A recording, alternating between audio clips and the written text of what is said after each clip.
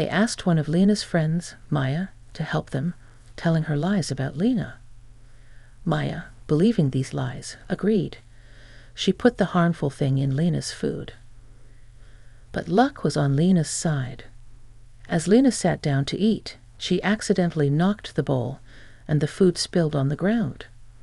A hand came and pecked at it, and by the next morning the hand was dead.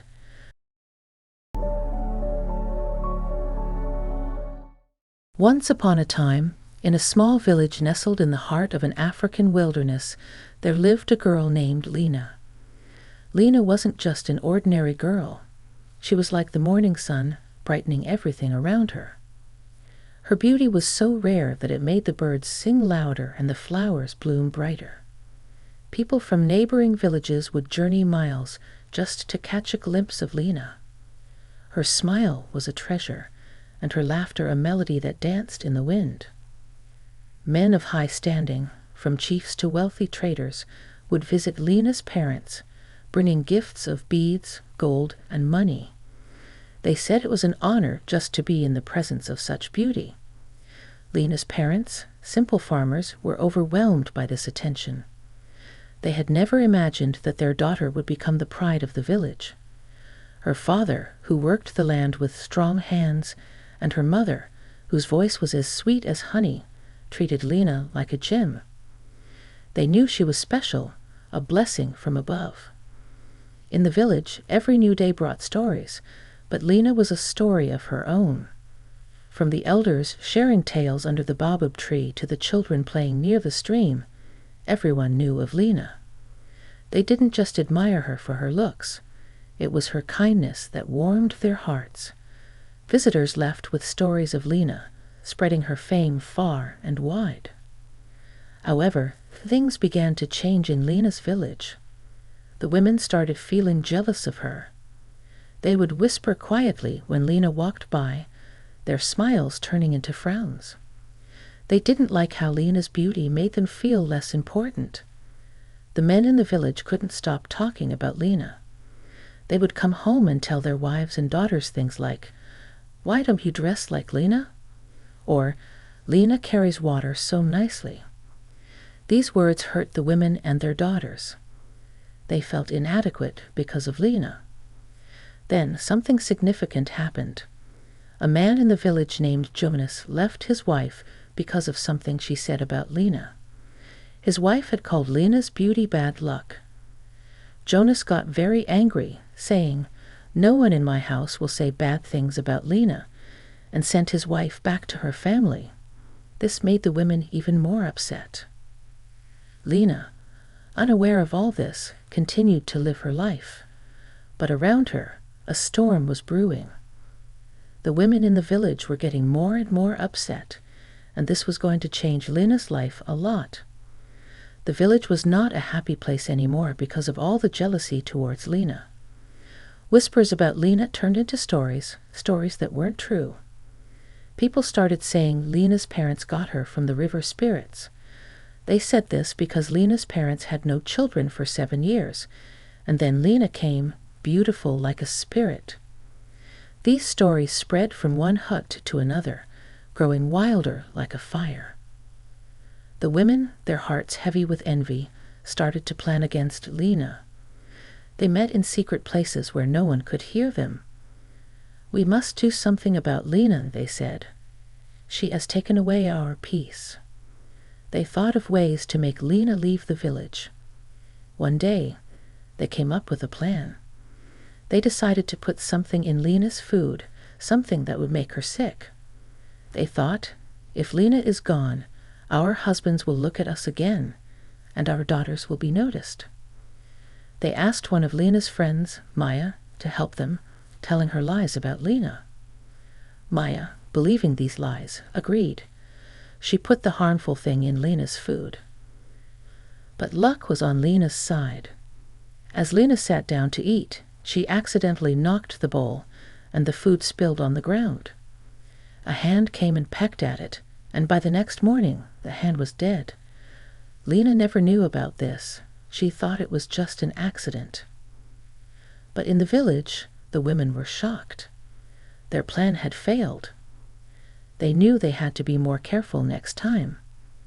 The village was turning into a place of dark plans and secrets. Lena, still unaware of all this, continued to live her life. But around her, the air was getting thick with plots and whispers. Lena began to feel a change in the air. She started feeling lonely. People in the village who used to smile at her now looked away when she walked by. They stopped talking and whispered instead.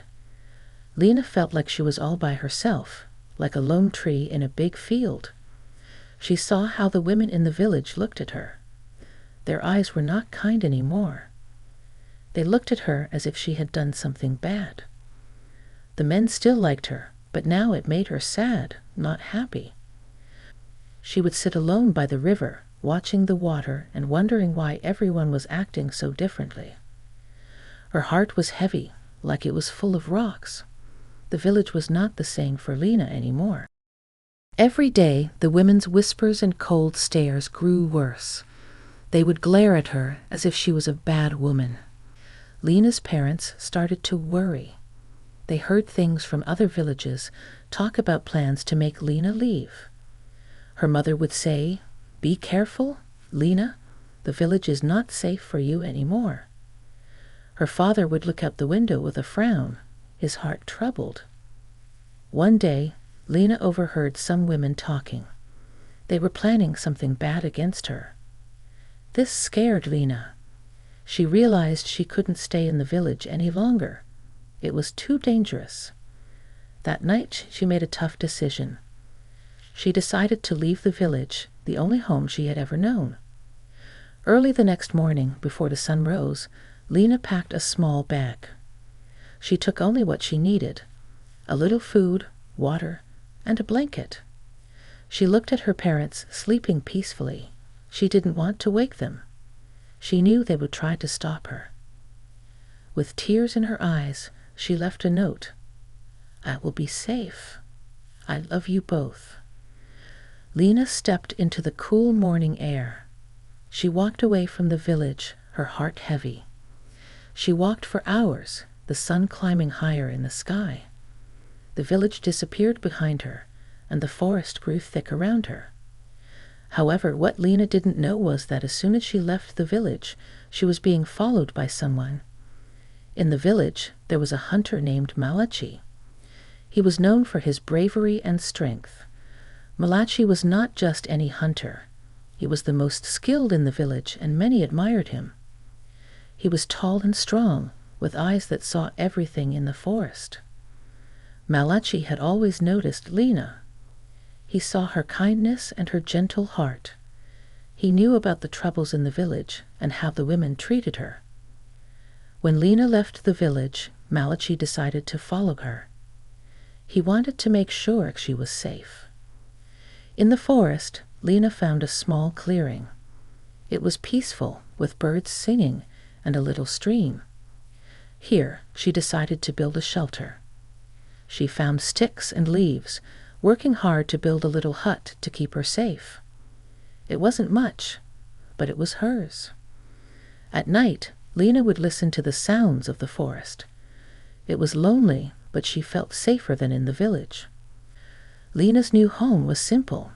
She slept on the ground, covered by her blanket. She ate fruits from the trees and drank water from the stream. Every day she missed her parents, but she knew this was for the best. In the forest, away from the angry eyes and cruel words, Lena found a new kind of peace. Malachi stayed hidden in the shadows of the trees. He watched over Lena as she built her shelter in the forest. Every day, Malachi would watch Lena from a distance. He would see her gather fruits and fetch water from the stream. When she was not looking, Malachi would leave things for her. Extra fruits, some fish he caught, and sometimes fresh water in a clean container. He made sure Lena never saw him. He didn't want to scare her or make her think she was not alone. At night, Malachi would stay close to Lena's shelter. He listened to the sounds of the forest, making sure no danger came near her. Days turned into weeks, and Lena grew used to her life in the forest. She didn't know about Malachi, the silent protector watching over her. But one day, everything changed. It was a bright morning when Lena spotted a shadow moving. At first, she was scared, but then Malachi stepped into the open. He stood there, tall and strong, with a kind look in his eyes. Lena recognized him from the village. She was surprised, but didn't feel afraid. Malachi spoke softly. "I have been making sure you are safe. I mean no harm." Lena listened, her heart beating fast. Malachi told her how he had watched over her, leaving food and water. He explained he did it because he admired her strength and kindness. At first, Lena didn't know what to say. She felt grateful, but also a bit shy. They started talking, and soon they were laughing together. Malachi showed Lena how to make traps for small animals, and which fruits were good to eat. Lena showed Malachi the shelter she had built and the plants she used for medicine. As days passed, Lena and Malachi became close. They would walk through the forest together, sharing stories and laughter. In the quiet of the forest, under the tall trees and the open sky, their bond grew into love. They would sit by the fire at night, talking until the stars filled the sky. Malachi would tell Lena stories of his hunts, and Lena would share tales from the village. In these moments, they felt like the only two people in the world. Back in the village, things were not going well. Ever since Lena left, a shadow seemed to fall over the place. The village that once buzzed with laughter and chatter was now quiet and sad. The men who used to visit the village to see Lena stopped coming. The gifts and trade they brought were no more. The village market, once lively and full of color, now had fewer stores and fewer customers. The villagers began to feel the pinch. The prosperity that Lena's presence had brought was fading away. The women who had thought their lives would be better without Lena started to feel regret. Their husbands were no longer lively and happy. They missed the good old days when the village was a hub of activity. The children, too, felt the change. Lena used to teach them English, telling them stories and making learning fun. Now they had no one to guide them. The village king, a wise old man, saw all this. One day, he called a meeting under the big baobab tree. Everyone gathered, curious about what the king would say.